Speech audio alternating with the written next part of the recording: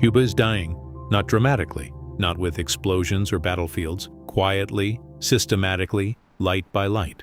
And the question the world is not asking loudly enough is this: is it dying on its own, or is someone turning off the switch? To understand where Cuba is today, you have to understand what kept it alive for the last 6 decades. Because Cuba on its own cannot function. It never really could. When the Soviet Union collapsed in 1991, Cuba lost between $5 and $6 billion in annual subsidies overnight.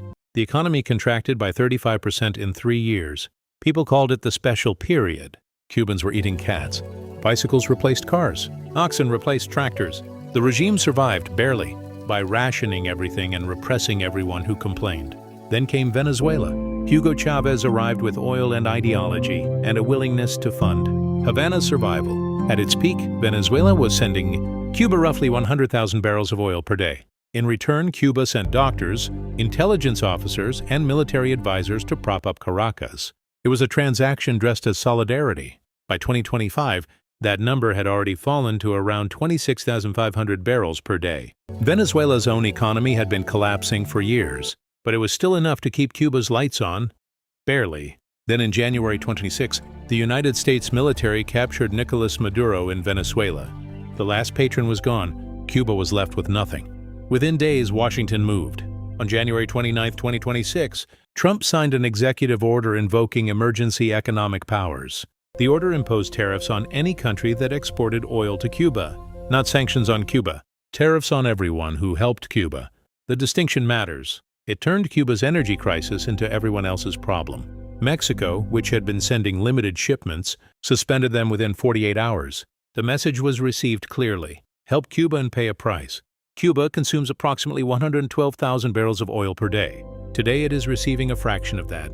The consequences are not abstract. They are happening in real time. The power grid has collapsed 3 times since March alone. On March 16th, a nationwide blackout left 10 million people without electricity simultaneously. Havana, the most protected city on the island, was dark. Hospitals switched to generators. Then the generators ran out of diesel. Surgeries were postponed. Patients on ventilators were moved manually. One family told reporters their relatives had 2 hours of electricity across a 36-hour period. Grocery shelves are empty.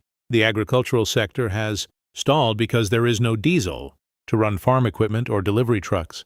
Coastal fishing has collapsed because boats cannot get fuel. Air France suspended flights between Paris and Havana until at least June because there is no jet fuel to refuel aircraft on the ground.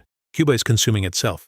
And here is the detail that should make you angry regardless of your politics.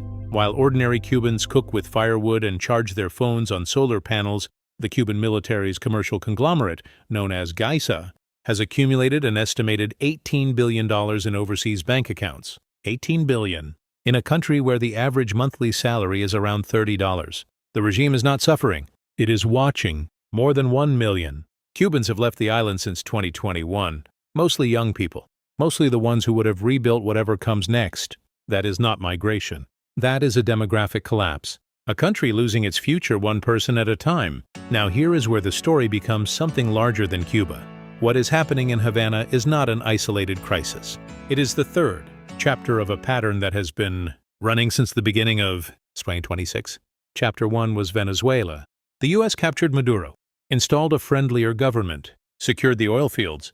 Chapter 2 was Iran. Military strikes, regime decapitation, the Strait of Hormuz crisis that is still unresolved. Chapter 3 is Cuba, and Washington is not hiding what it wants. On May 20th, 2026, the Department of Justice unsealed a criminal indictment against RaúlCastro, the 94-year-old former president of Cuba. The charges relate to the 1996 shootdown of 2 civilian aircraft operated by a Cuban exile group called Brothers to the Rescue. 4 people died. The indictment was announced at Freedom Tower in Miami, on a date that Cubans recognize as the birthday of their republic. The symbolism was deliberate. A criminal indictment of a foreign head of state is not a legal document. It is a geopolitical tool. It is the same mechanism used before the Venezuela operation. It creates a legal pretext. It signals intent. It tells the target that the clock is running. The same day, the U.S. military confirmed the arrival of the Nimitz carrier strike group in the Caribbean. A carrier strike group is not a diplomatic gesture. Secretary of State Marco Rubio, whose parents fled Cuba, recorded a video address to the Cuban people in Spanish. He told them that the only thing standing between them and a better future is those who control their country. Trump said, and these are his exact words, that he expected to have the honor of taking Cuba in some form, and that he can do anything he wants. Rubio was asked directly whether diplomacy with Cuba remained an option. He said the situation did not look favorable. That is not ambiguity. That is a countdown. So can anyone stop this? Russia tried. Moscow sent one oil tanker to Cuba last month. The United States allowed it to dock, a small gesture that changed nothing. One tanker against a 12,000 barrel daily deficit is not a lifeline. It is a symbolic act. Russia's overstretched in its own region and cannot sustain a supply chain across the Atlantic under American pressure. China is doing something more interesting. It has been helping Cuba build out a solar energy network at extraordinary speed. Cuba is now being described as one of the fastest solar transitions on the planet. But solar panels do not run hospitals at night. They do not fuel the trucks that move food.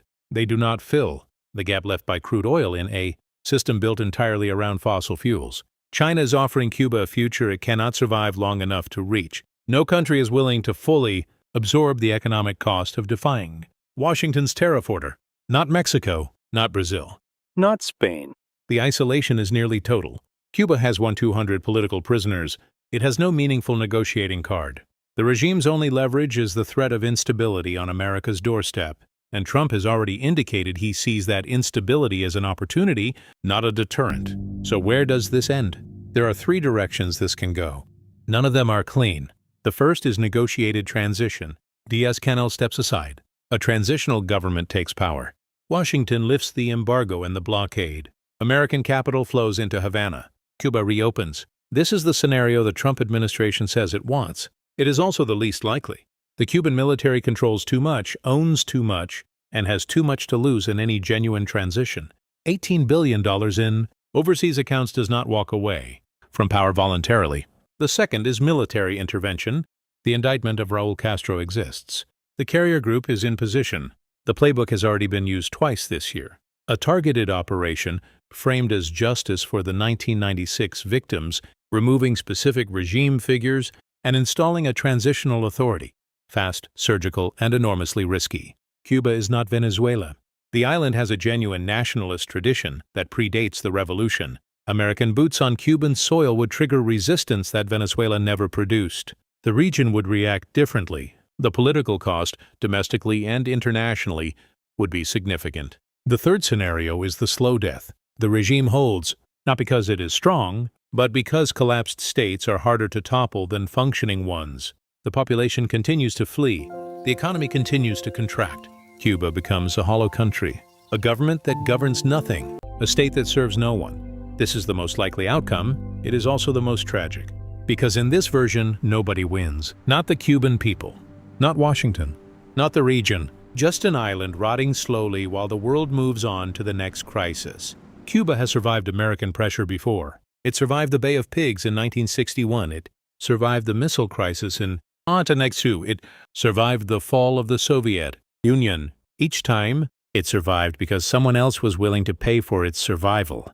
Today, for the first time in 60 years, no one is. A regime that cannot pay its own way eventually cannot stay.